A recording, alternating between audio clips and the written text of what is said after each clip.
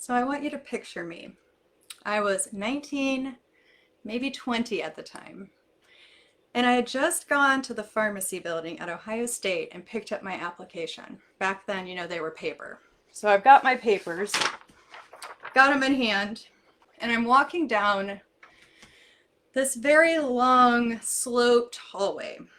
Now, the hallway has some sort of light colored floor. Let's say it's white. And what I don't know, as I'm reading my papers, is that it also has a railing that comes up out of nowhere and goes down a partial length of this hallway. So here I am, walking, reading this application, thinking about, am I going to get into pharmacy school? Getting a little bit faster as I go, right? Because I'm going downhill until I slam, and I mean slam, full speed into this daggone railing. And yeah, it had a curved top, but it didn't do me much good. I slammed into it with my pubic bone. I have probably never had something hurt more than that in a fall type of situation, not even when I broke my arm. It was awful. I got down on the floor, right? I couldn't do anything else. I got down on the floor, and instead of tending to myself, what did I do? I freaked out. I freaked out that somebody was going to come down the hallway and see me. I looked up and I saw that there was a bathroom, and I crawled. I crawled into the bathroom and hid, laying against a wall, crying, praying no one would come into the bathroom and see what embarrassing thing I would do, or surely they would never, ever accept me into pharmacy school if they knew what a klutz I was. Beating myself up.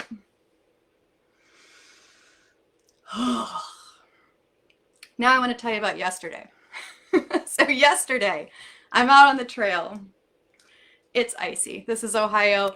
We've had really weird weather lately where it's been like ice and then warm and then ice and then warm. So some days when I go to the trail, it's like soup sitting on top of ice. Yesterday, there was like kind of the hidden ice mixed in with gravel sort of effect. And so as I'm walking, I slide. I'm going down. I'm going down.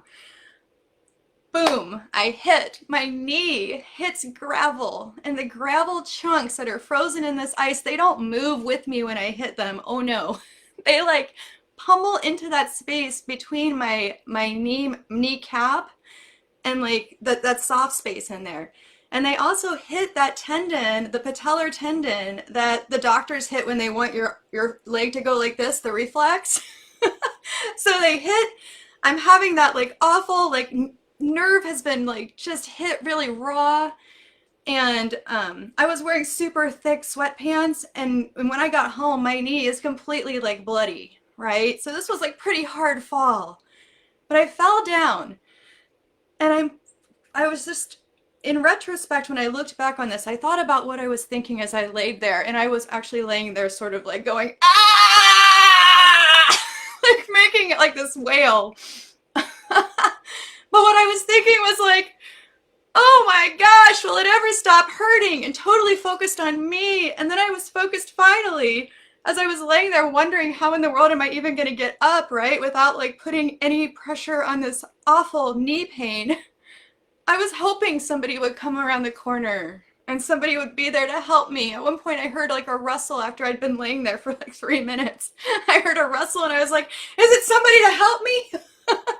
It wasn't. There was nobody there yesterday, and not that many people were interested in walking in ice, I'm afraid. But when I looked back on this later and I thought about how I reacted, I was totally like taking care of me. And then I was totally willing and hopeful that somebody would come along and help take care of me.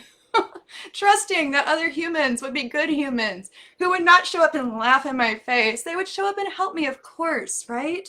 Everybody's fallen down. Everybody knows what that's like. Everybody can feel empathy for someone who's fallen down and obviously in pain. But it's so much different, right? Can you see just enormous night and day difference between that and my story of falling at age 20? how I was just so embarrassed and so worried about what other people would think. I couldn't even like take care of myself, and it was like one of the most painful things that had ever happened to me. Oh, I see people doing this in relationships as well.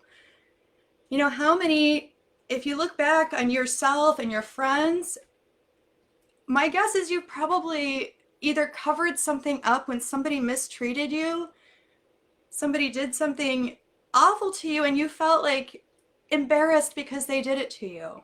So embarrassed that you didn't even tell anybody. You didn't ask for support. You didn't get your friends to help you. You know, maybe that person never showed up for something really big that they were supposed to be there for, and you covered for them and you didn't admit anything went wrong.